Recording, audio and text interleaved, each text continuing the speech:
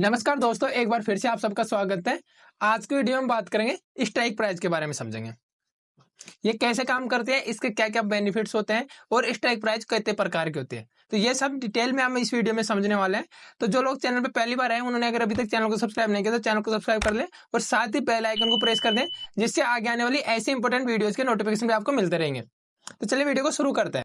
सबसे पहले हम देख लेते हैं वीडियो का फ्लो क्या रहेगा हमारे का। आज की वीडियो में कौन-कौन से टॉपिक कवर करने वाले हैं। तो देखो, सबसे पहले हम करेंगे स्ट्राइक प्राइस क्या होती है, ठीक है? स्ट्राइक प्राइस का महत्व क्या होता है। थर्ड हम करेंगे स्ट्राइक प्राइस का एग्जांपल से आपको समझाएंगे कि स्ट्राइक प्राइस को कैसे हम चूज करते हैं। और फोर्थ नंबर पे हम स्ट्राइक प्राइस के प्रकार देखेंगे कि स्ट्राइक प्राइस कितने प्रकार की होती है, ठीक है? स्ट्राइक प्राइस कैसे चुनते हैं, जैसे एटीएम हो गया, आईटीएम हो गया, फिर ओटीएम, आपको कब कौन सी स्ट्राइक प्राइस चुननी चाहिए, ये सब आज की वीडियो में हम देखेंगे, ठीक है? ये देखेंगे कि कौन से ट्रेडर्स के लिए कौन सी स्ट्राइक प्राइस आपको चूज करनी चाहिए। तो सबसे पहले हम देखते हैं कि स्ट्राइक प्राइस क्या होती है। तो दोस्तों, स्ट्राइक प्राइस वह प्राइस होती है जो पहले से डिटरमाइन होती है और जिस पर ऑप्शन बायर को किसी एसेट को, जैसे स्टॉक हो गया, इंडेक्स हो गया, या फिर कमोडिटी को बाई करने के लिए कॉल ऑप्शन और सेल करने के लिए पुट ऑप्शन बाय करने का अधिकार देती है। ये एक प्री डिटरमाइन प्राइस होती है जिसको हम ऑप्शन के कॉन्ट्रैक्ट बनाते हैं उसी टाइम डिसाइड करते हैं, ठीक है? अभी इसकी प्रॉपर डेफिनेशन समझते हैं। तो देखो, इसकी प्रॉपर डेफिनेशन, स्ट्राइक प्राइस वह तय की गई प्राइस होती है जिस पर ऑप्शन बायर को अपने अधिकार का उपयोग करके एसेट को, जैसे स्टॉक हो गया, इंडेक्स या कमोडिटी को खरीद यानी कॉल ऑप्शन या फिर बेचना यानी पुट ऑप्शन को बाय कर सकता है वो, ठीक है?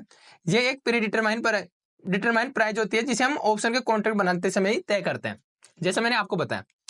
सेकंड हम देखेंगे स्ट्राइक प्राइस का महत्व क्या क्या है, ठीक है? तो सबसे पहला जो वो है कि प्रॉफिट और लॉस को निर्धारित करते हैं स्ट्राइक प्राइस।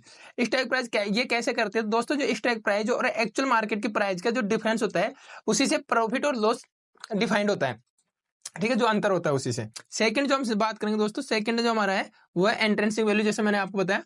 तो एंट्रेंसिंग वैल्यू को निर्धारित करती है स्ट्राइक प्राइस। ये कैसे करती है?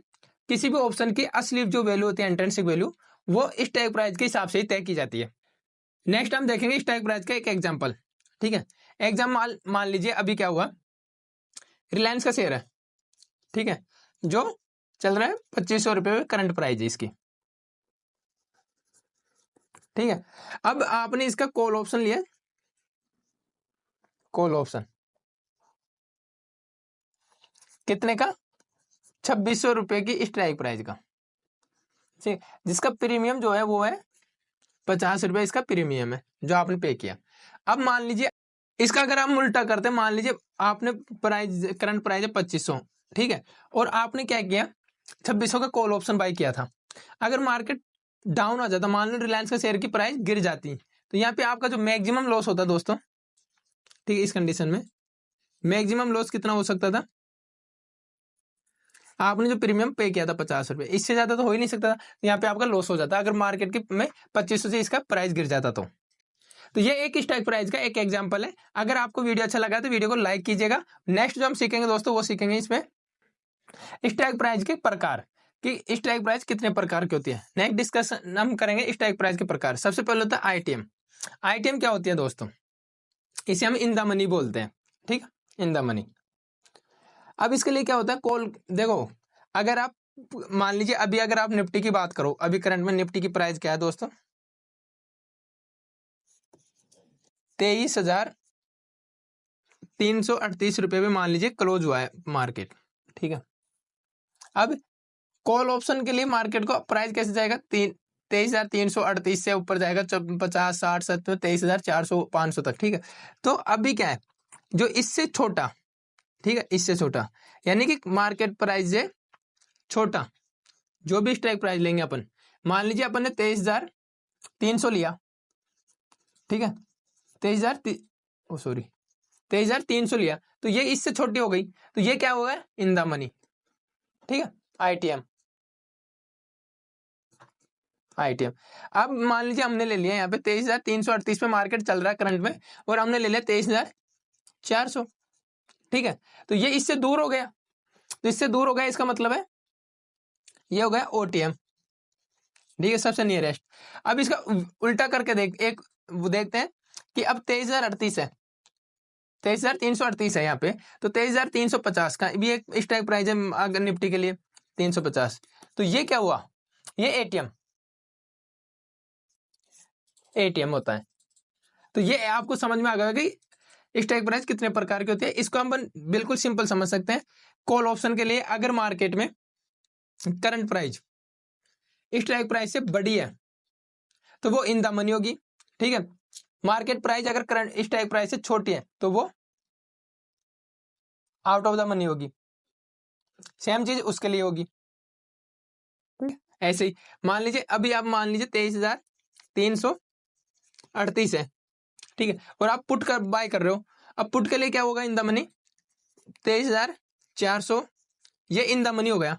कब, ये जब ग्रेटर देन मार्केट की प्राइस, अगर आप पुट ऑप्शन बाय करते हो तो, ठीक है। इसमें भी सेम 23,350 दोनों के लिए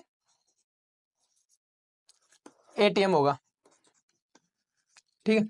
अब अगर 23,300 लेते हैं तो ये इसके लिए ओटीएम हो जाएगा पुट ऑप्शन के लिए। इससे रिलेटेड अब इसमें अगर आपको कोई भी डाउट हो तो आप कमेंट करके पूछ सकते हैं। एटीएम इसमें मार्केट प्राइस और स्ट्राइक प्राइस बराबर होती है, ठीक है। आउट ऑफ द मनी मैंने आपको ये समझा दिया है। स्ट्राइक प्राइस को चुनते कैसे, सबसे बड़ी बात है कि हम ऑप्शन बाइंग करते हैं तो इसमें स्ट्राइक प्राइस को चूज कैसे करें, ये सबसे इंपॉर्टेंट है। देखो अगर आपको प्रोबेबिलिटी चाहिए तो आपको मतलब आपकी स्टॉक मार्केट पूरा प्रोबेबल, तो क्या इन द मनी में ज्यादा वॉलेटिलिटी होती है, ठीक है। तो इसको आप चूज कर सकते हैं किस चीज के लिए कि अगर आपको ज्यादा प्रोबेबिलिटी चाहिए। सेकंड अगर आप देखते हो सेकंड कि आपको रिस्क रिवार्ड को बैलेंस देखना है, ठीक है, तो आपको एटीएम ऑप्शन में जाना चाहिए। थर्ड है हमारा कि अगर आपको लो रिस्क हाई रिवार्ड के लिए चाहिए तो आप ओटीएम ऑप्शन को चूज कर सकते हैं। इसमें पर यह ध्यान रखने की बात है जब भी एक्सपायरी होती है तो एक्सपायरी के दिन ओटीएम ऑप्शंस की प्रीमियम 0 हो जाता है, तो इसमें आपके पैसे पूरे डूब भी सकते हैं, इसमें ज्यादा रिस्क होता है, ठीक है। तो कौन सी ट्रेडर्स के लिए बेस्ट है, तो इंट्राडे और शॉर्ट टर्म ट्रेडर्स के लिए एटीएम और आईटीएम बेहतर होती है, ठीक है। बिगनर्स को पहले एटीएम ऑप्शंस को एट द मनी ऑप्शंस को शुरुआत करनी चाहिए, ध्यान रखना चाहिए।